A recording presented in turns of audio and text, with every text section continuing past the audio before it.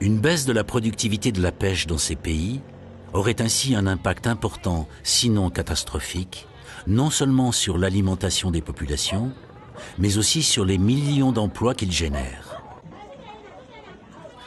Et c'est bien ce qui est en train de se passer.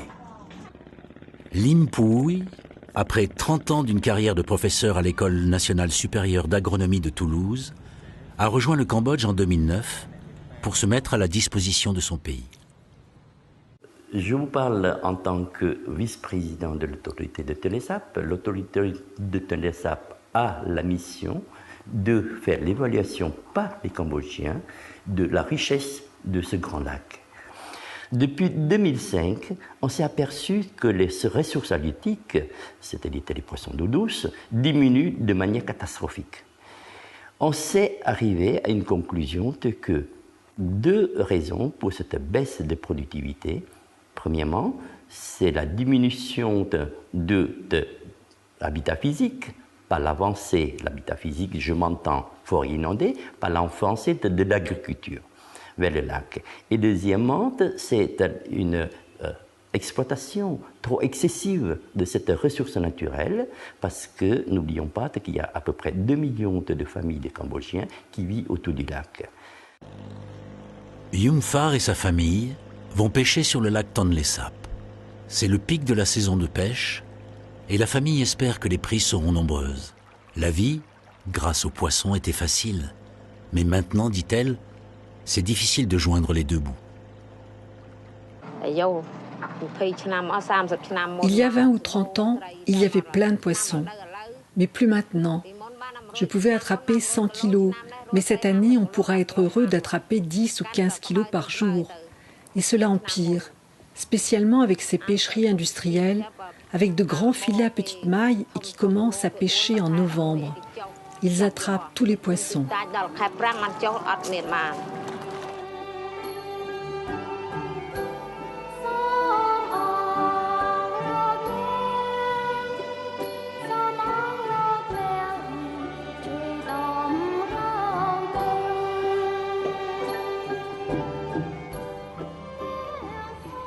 Pourtant, une menace bien plus importante se profile à l'horizon.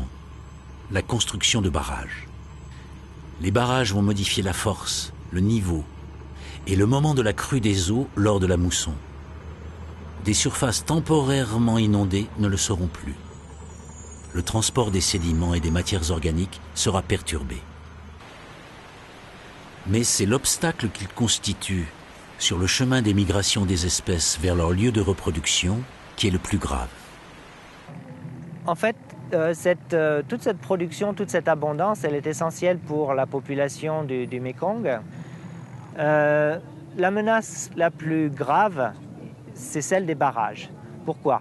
Parce que dans le Mékong, il y a environ un tiers des poissons, un tiers de la biomasse totale, qui est constituée d'espèces migrantes, d'espèces qui ont besoin de migrer sur une longue distance, sur plusieurs centaines de kilomètres, pour pondre en amont, de manière à ce que les œufs et les juvéniles redescendent avec la crue dans les zones d'inondation au moment opportun.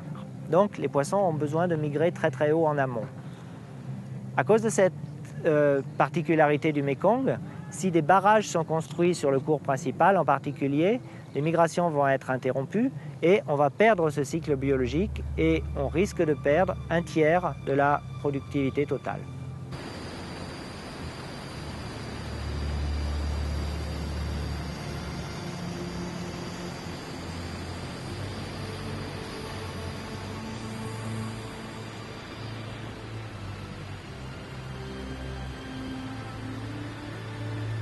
Les impacts provoqués par la construction des barrages sur la pêche sont certains, personne ne le conteste.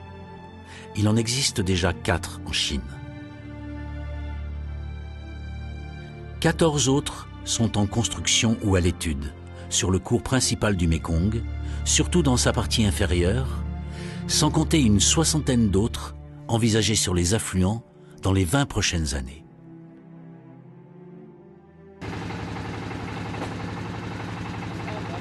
Plusieurs scénarios ont été étudiés pour mesurer l'importance de l'impact des barrages. On a calculé que, dans le cas de la construction de 6 barrages seulement sur l'axe principal du Mékong, la perte du poisson pourrait atteindre le chiffre de 800 000 tonnes, soit 40% de la pêche d'aujourd'hui, ou encore l'équivalent de la production totale et cumulée de poissons d'eau douce des 2 continents américains.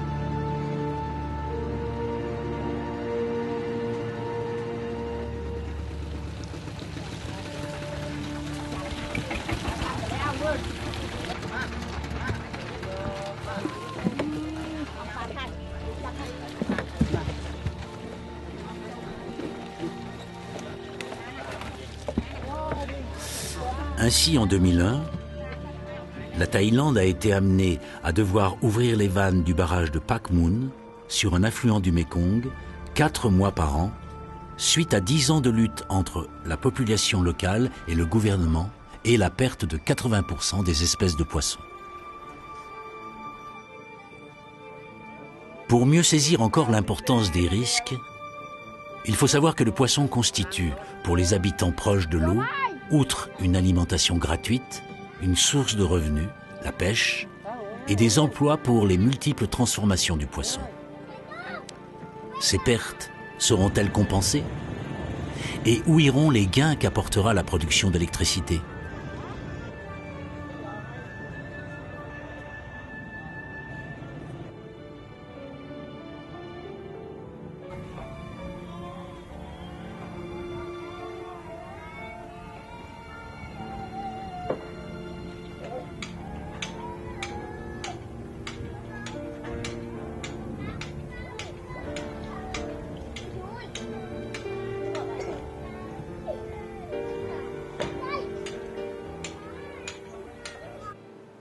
Patrick Degan, directeur de World Fish en Asie du Sud-Est.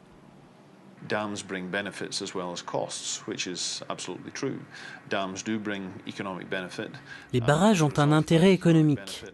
Et du fait de la disponibilité de l'énergie ainsi fournie, il y a clairement des bénéfices à en tirer pour la population pauvre du bassin du Mékong.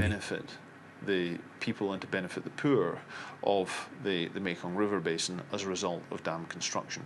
And that is the type of C'est le type même d'argument avancé par les institutions comme la Banque mondiale, la Banque de développement d'Asie et d'autres organismes de développement. Mais le souci que nous avons face à ces arguments est que dans d'autres parties du monde, ces bénéfices ont rarement été constatés.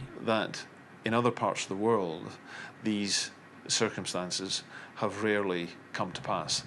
And the history of dams. L'histoire de la construction de barrages dans les pays émergents est essentiellement l'histoire des pauvres qui en supportent les coûts, et ceux qui en tirent profit ne sont pas ceux qui ont perdu quelque chose.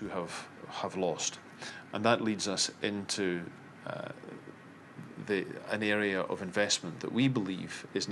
Et ceci nous amène aux investissements que nous pensons nécessaires pour développer des mesures d'adaptation plus importantes et faire en sorte que les pauvres puissent bénéficier de la construction des barrages qui vont avoir lieu et que, là où c'est possible, les impacts négatifs soient minimisés et compensés grâce à ces mesures.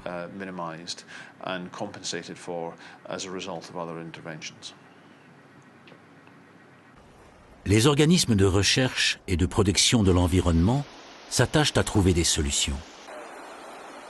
Par exemple, en favorisant la migration des poissons grâce à des canaux de dérivation ou à des échelles de différents types permettant le franchissement des barrages. Mais outre qu'elles sont très onéreuses, aucune de ces solutions ne semble totalement efficace. On étudie par ailleurs des alternatives aux poissons sauvages par les produits de l'élevage ou de l'aquaculture. Pour compenser les pertes en protéines animales, on estime qu'il faudrait devoir doubler la production actuelle de l'élevage. En admettant que l'élevage intensif soit réalisable dans un pays de rizières inondées plusieurs mois par an, cela demandera plusieurs dizaines d'années de mise en place et une adaptation de la population avant d'arriver à une production suffisante. Et à quel prix économiques et environnementaux ?